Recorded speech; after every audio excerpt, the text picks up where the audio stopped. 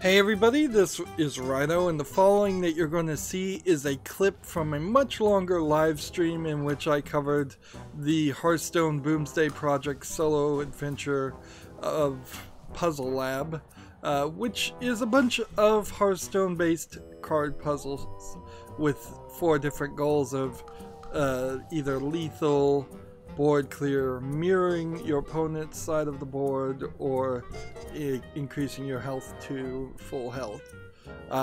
With the exception of the last handful of puzzles in the final tiers, I found most of these puzzles super simple, and because of that, I really don't feel like you're going to be very satisfied if you have to look up the solution, or if you do look up the solution without at least giving it a good 20 minutes to an hour.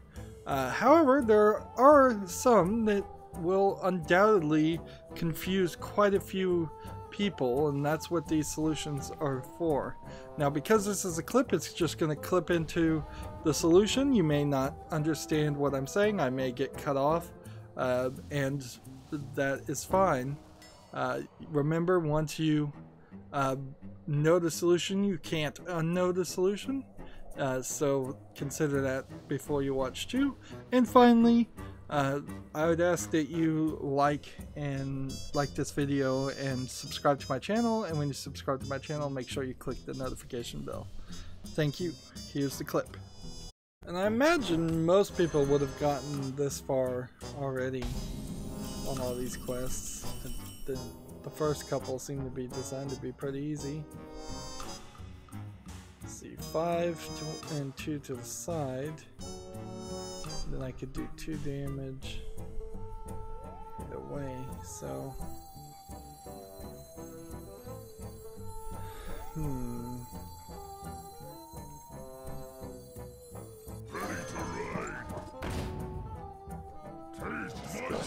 get rid of that one.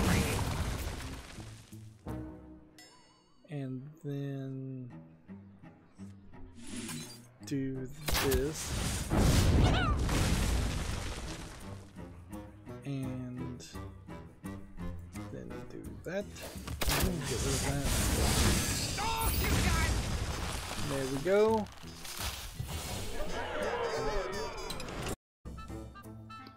So that was the solution to that puzzle.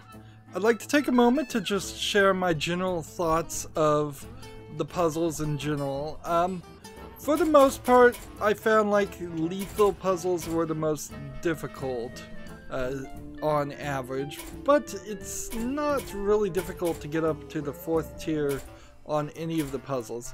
As you can see, I have now done everything and earned the card back, which is a pretty pathetic reward, but it's probably better to do that than what they did in the Knights of the Frozen Throne expansion, which was where you had to defeat the Lich King with all 9 of the character classes to, I believe, get the Lich King card. I think that's what you got. Maybe you just got a card back for that too. And these puzzles were certainly a lot easier and took less time than that did. Of course, this puzzle element is totally new to Hearthstone, and it's made me really think about how I'd be presenting this in the future. One thing I definitely do, and it's pretty much the most obvious thing, is I would separate the game audio out with the live stream audio on my microphone. That way I can have long live streams where the audio is available, but I can also have footage where it's just the Hearthstone sound effects and music playing, and then it would make these clips look a lot better and make a lot more sense, because undoubtedly, at least in some of these clips, I'll be halfway through a sentence and people won't hear what I'm saying or understand what I'm saying.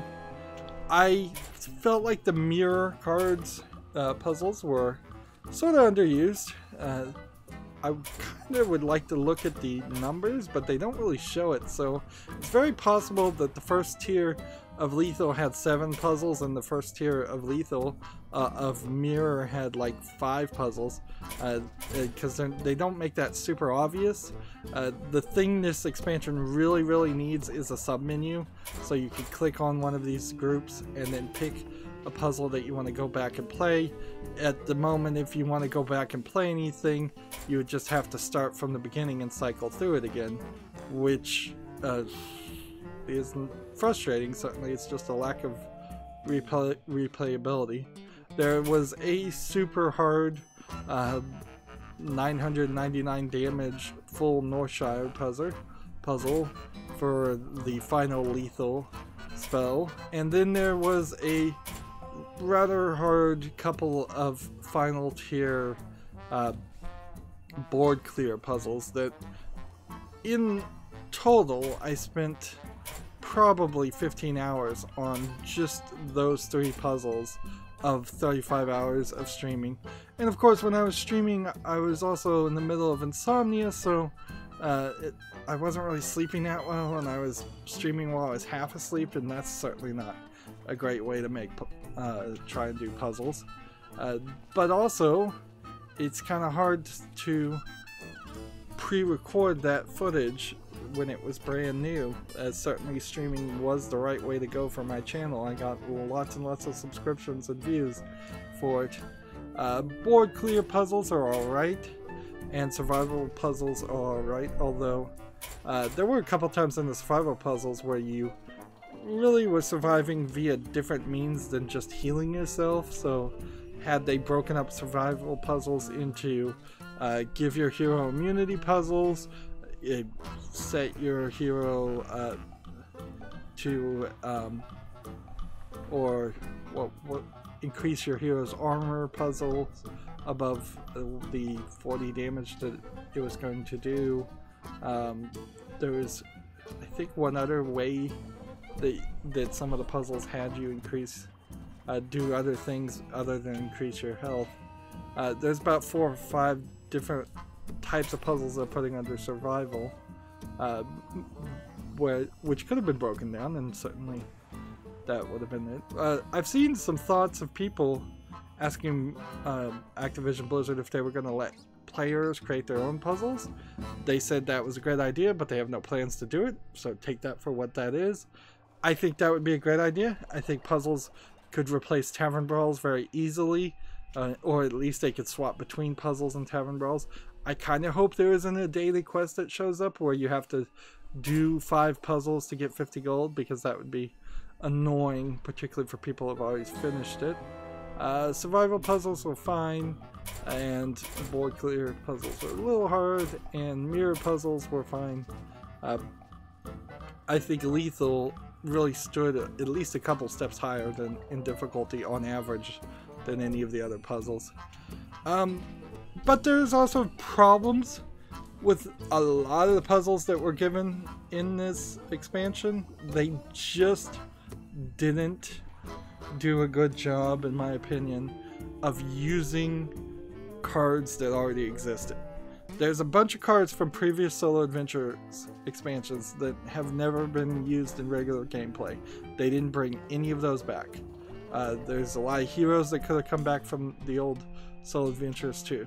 There's a bunch of cards that are wild that they really didn't play too much with any of those, and they really didn't play with the cards that are standard either.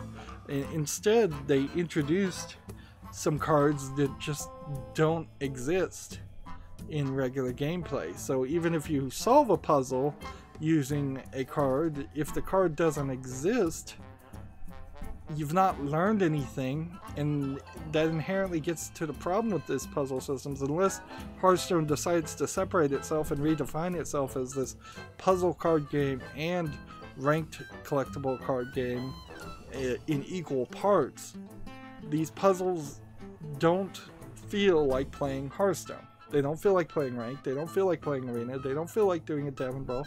Maybe some of the tavern brawls might feel a little bit like that.